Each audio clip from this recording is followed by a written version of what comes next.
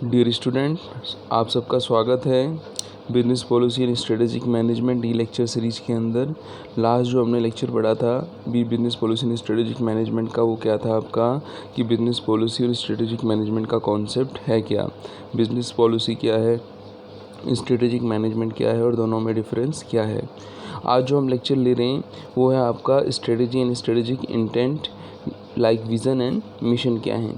तो सबसे पहले हमें ये देखना है कि जो स्ट्रेटेजी वर्ड है वो हमने लास्ट लेक्चर के अंदर भी पढ़ा था, जिसके अंदर स्ट्रेटेजिक मैनेजमेंट जो हमने डिटेल में पढ़ा था, वहाँ हमने पढ़ा था कि स्ट्रेटेजी क्या होता है। स्ट्रेटेजी होता है, स्ट्रेटेजी के जो कीवर्ड होते हैं वो क्या होते हैं, पी एंड आर। पी का मतलब है प्रोएक्टिव और आर का मतलब है रिएक्टिव। स्ट्रेटेजी क्या होती है, हम ये कह सकते हैं कि स्ट्रेटेजी पार्टली प्रोएक्टिव होती है एंड पार्टली रिएक्टिव होती है। इसको हम कैसे समझ सकते हैं, जैसे कि आप देखें कि जब भी हम बिज़नेस के अंदर स्ट्रेटेजी बनाते हैं तो हम कुछ चीज़ें मान के चलते हैं कि ऐसा होगा तो हम ऐसा करेंगे, तो वो प्रोएक्टिव कहलाता है। और कुछ चीज़ें हम जब बिज़नेस एनवायरनमेंट के अंदर वर्क करते हैं तब हमारे सामने आती है, हम उनको फेस करते हैं और उसके अकॉर्डिंग हम क्या करते हैं, अपनी पॉलिसी में चेंज करते हैं, तो वो कहलाता है आपका रिएक्टिव कहलाता है। जैसा कि आप देखें कि जो कोविड-19 का इफ़ेक्ट है, किसी ने ये नहीं सोचा था कि बिज़नेस के अंदर प्रोएक्टिव के अंदर कि ऐसा कुछ होगा, लेकिन प्रोएक्टिव स्ट्रेटजी यदि हम पूरी रखते तो हमारी स्ट्रेटजी क्या हो जाती, फेल हो जाती। इसलिए हम क्या करते हैं, स्ट्रेटजी को पार्टली क्या करते हैं, प्रोएक्टिव की कुछ चीज़ें हम पहले से मान के चलते हैं और कुछ हम ऐसे रखते हैं जो हमें एक्चुअल पोजीशन के अकॉर्डिंग हैंडल करनी है, जिनको हम क्या बोलते हैं, पार्टली रिएक्टिव बोलते हैं। जैसे हमने कोविड-19 के इफेक्ट को यहाँ पे देखा, तो कोई आपसे स्ट्रेटजी की डेफिनेशन पूछे तो आप क्या कह सकते हैं कि स्ट्रेटजी क्या है, पार्टली प्रोएक्टिव है और पार्टली क्या है, रिएक्टिव। प्रोएक्टिव किसके लिए, जो आपकी जो बिज़नेस के अंदर आने वाली एंटिसिपेटेड इवेंट्स हैं उनके लिए हम प्रोएक्टिव होकर चलेंगे, जिनको आप मानते हैं कि ये तो ज़रूर आएंगी। और रिएक्टिव किन के लिए, जो अनएंटिसिपेटेड हैं, जो हमें पता नहीं है, हमें एनवायरनमेंट के अकॉर्डिंग क्या करना पड़ता है, एक्सेप्ट करना पड़ता है, जिन्हें हमने क्या बोलते हैं, अनएंटिसिपेटेड इवेंट बोलते हैं। तो उनके लिए स्ट्रेटजी क्या होती है, अपनी रिएक्टिव होती है। तो यदि आपको कोई यूँ कहे कि स्ट्रेटजी इज़ फुली प्रोएक्टिव तो वो गलत है, कोई कहे स्ट्रेटजी इज़ फुली रिएक्टिव तो वो भी गलत है। स्ट्रेटजी इज़ ऑलवेज क्या, partly proactive and partly reactive होती है। तो हमने स्ट्रेटजी को समझा। स्ट्रेटजी के कुछ हमने कीवर्ड और पढ़े थे, जैसे स्ट्रेटजी गेम प्लान होता है, जिसमें हम बात करते हैं, शॉर्ट कोड क्या था, मोका, MOCCA। एम का मतलब क्या था कि हम स्ट्रेटजी यूज़ करते हैं, टेक की मार्केट पोजीशन करते हैं। फिर ओ का मतलब क्या था कि हमें बिज़नेस के ऑपरेशन को कंडक्ट करने के लिए स्ट्रेटजी को यूज़ करना पड़ता है कि हम सक्सेसफुली अपने ऑपरेशन को परफॉर्म करें। फिर क्या था, सी का मतलब है कस्टमर को हम क्या करते हैं, अट्रैक्ट एंड सेटिस्फाई करते हैं, तो वो भी हम स्ट्रेटजी की हेल्प से ही कर सकते हैं। न्यू स्ट्रेटजी हम फाइंड आउट कर सकते हैं, जैसे हम कस्टमर का सेटिस्फेक्शन लेवल बढ़ा सकें, नंबर ऑफ कस्टमर को क्या करें, इंक्रीज़ कर सकें। फिर सी क्या था आपका, कम्पीट सक्सेसफुली, की कंपटीशन में सक्सेसफुली कम्पीट करने के लिए हमें स्ट्रेटजी बनाना ज़रूरी है। और लास्ट ए क्या था, जो सबसे इम्पोर्टेंट था स्ट्रेटेजिक मैनेजमेंट के अंदर, कि हमें क्या करना है, अचीव करना है, ऑर्गेनाइजेशन के ऑब्जेक्टिव को अचीव करना है।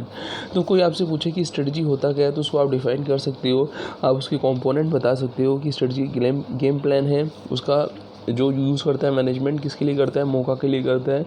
एम का मतलब है मार्केट पोजीशन, ओ का मतलब है कंडक्ट ऑपरेशन, और सी का मतलब है आपका सेटिस्फाई एंड अट्रैक्ट कस्टमर, और अनदर सी का मतलब है कम्पीट सक्सेसफुली, और ए का मतलब है अचीव ऑर्गेनाइजेशन ऑब्जेक्टिव्स।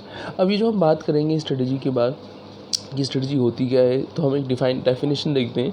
तो strategy is a long range blueprint of an organisation desire, image and direction and destination, what it want to be and what it want to do and where it want to go. ये strategy है जो हमें help करती है कि हमें करना क्या है, कैसे करना है, हमारा डेस्टिनेशन क्या रहेगा, क्या डायरेक्शन रहेगा, हम वहाँ कैसे पहुँचेंगे, हम वहाँ जहाँ हम जाने चाहते हैं वहाँ हाँ उसके मीन्स क्या होंगे, वो सब चीज़ें स्ट्रेटजी के अंदर हम डिफ़ाइन करते हैं। तो इस लेक्चर का जो फर्स्ट पार्ट था स्ट्रेटजी को हमने यहाँ पे समझा। फिर क्या स्ट्रेटजिक इंटेंट के अंदर हम विज़न मिशन को समझेंगे। सबसे पहले स्ट्रेटजिक इंटेंट क्या होते हैं, जैसे कि आपको पता है कि स्ट्रेटजिक इंटेंट के अंदर जो पहला वर्ड है वो क्या है, आपका स्ट्रेटजी है। तो हमें यहाँ पे बस जो नई चीज़ समझनी है उसको रिलेट करना है इंटेंट से।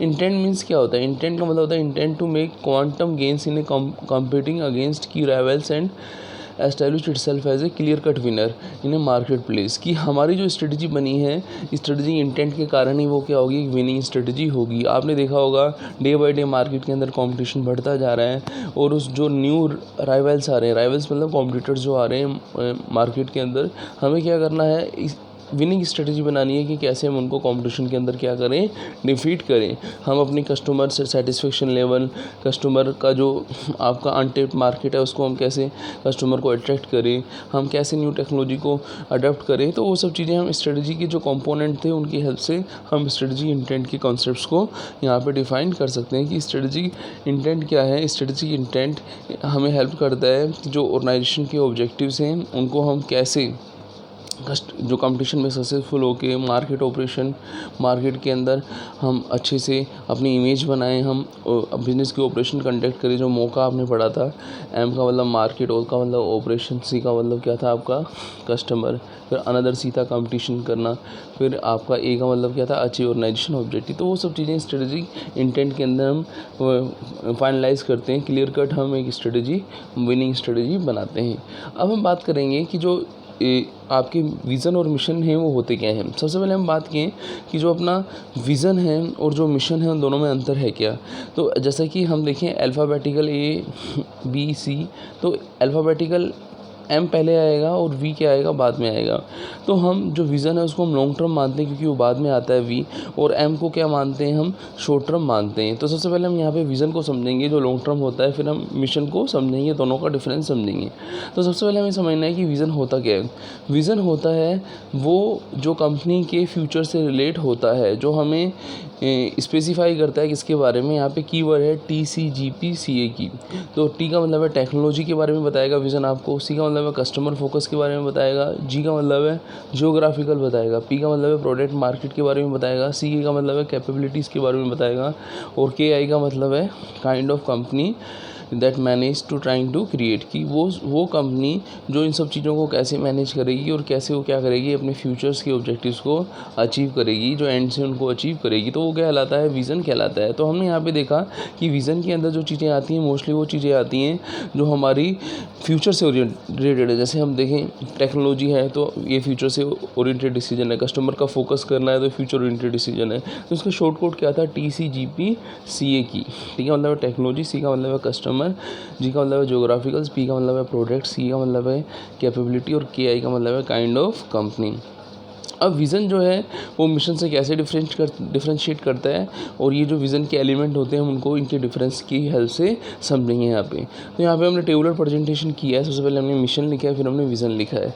बेसिस और डिफरेंस के अंदर हमने लिखा है आंसर का मतलब है मिशन किसका आंसर करता है और विज़न किसका आंसर करता है। फिर हमने टाइम देखा है कि विज़न का एसोसिएशन टाइम होरिजोन क्या है, विज़न का क्या है। फिर हम पर्पस देखते हैं कि जो मिशन स्टेटमेंट है वो हमें किस पर्पस के लिए हम यूज़ में लेते हैं ऑर्गेनाइजेशन के अंदर। फिर हम स्टेप्स देखते हैं कि पहले मिशन होता है या फिर विज़न होता है। तो वन बाय वन हम यहाँ पे डिस्कस करते हैं।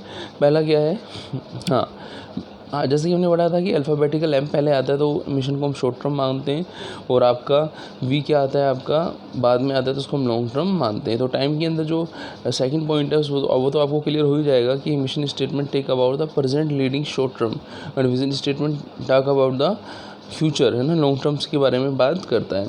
तो टाइम की बेसिस पे हम दोनों में डिफरेंस कर लिया। अब हम बात करेंगे आंसर कि क्या क्वेश्चन को आंसर मिशन करता है और किस क्वेश्चन को आंसर विज़न करता है।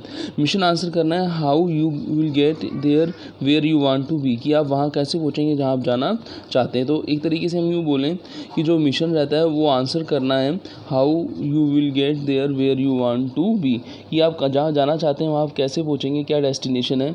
तो ये हम थर्ड पॉइंट के अंदर जब हम पर्पस पढ़ेंगे तो वहाँ पर हम ये बताएंगे mission is a path which tells you fundamental purpose of the organisation, कि how you will get there and where you want to be, वो जो पाथ है वो हमें कौन बताएगा, मिशन बताएगा। तो यहाँ पे हमने दोनों चीज़ समझ ली है कि मिशन स्टेटमेंट जो है आपको वो क्वेश्चन क्या है उसका, और उस क्वेश्चन का जो आंसर हम करेंगे, जो पर्पस रहेगा मिशन का, वो डेस्टिनेशन या पाथ रहेगा जो हमें जिस डेस्टिनेशन पर हमें पहुंचना है।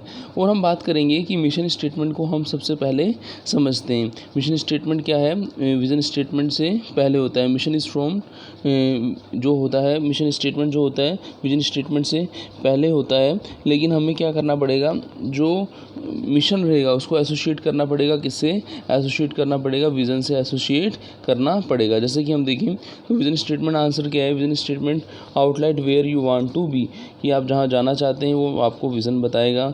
टाइम की बात करें तो विज़न लॉन्ग टर्म से एसोसिएटेड है। आपको मिशन क्या बताता था, पाथ बताता था। विज़न आपको क्या बताता है, डेस्टिनेशन बताता है कि वहाँ जो आपका एंड रहेगा, जो आपका पर्पस रहेगा वो क्या रहेगा, वो आपको विज़न स्टेटमेंट बताता है। अब हम यहाँ पे ये देखें, अल्फ़ाबेटिकल एम तो पहले आता है और वी जो है आपका बाद में आता है, लेकिन यहाँ पे हम स्टेप की जब बात करेंगे तो स्टेप जो ये होगी मिशन एसोसिएटेड रहेगा विज़न के साथ। तो फर्स्ट स्टेप किसको मानते हैं, हम विज़न को मानते हैं, और सेकंड स्टेप क्या रहती है आपकी, मिशन रहती है। Mission is from after the vision. तो यहाँ पे हमने समझा कि मिशन विज़न स्टेटमेंट है क्या और उन दोनों में डिफरेंस है क्या, और जो स्ट्रेटजी है, स्ट्रेटेजिक इंटेंट है क्या। मिलते हैं नेक्स्ट लेक्चर में। थैंक्स।